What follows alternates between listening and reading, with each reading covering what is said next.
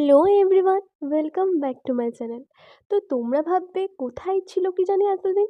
আরে কোথায় আর যাবো বলো, আমাদের ওই ম্যাকআউটের সেমিস্টার এক্সাম চলছিল না, তাই কিছুদিন আর কি ভিডিও আপলোড করা হয়নি। তো আবার চলে এসেছি। হ্যাঁ, কোথায় যেন ছিলাম।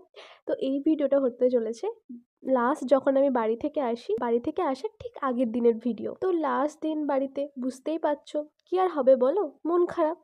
আর এদিকে মা ভুট্টা পোড়াচ্ছিল, বিকজ আমার ভুট্টা খেতে খুবই ভালো লাগে। তারপর মা আমাকে বিপদতারিণী ধাগা পরিয়ে দিচ্ছে, তার মানে কি আমার সব বিপদগুলো এবার কেটে যাবে?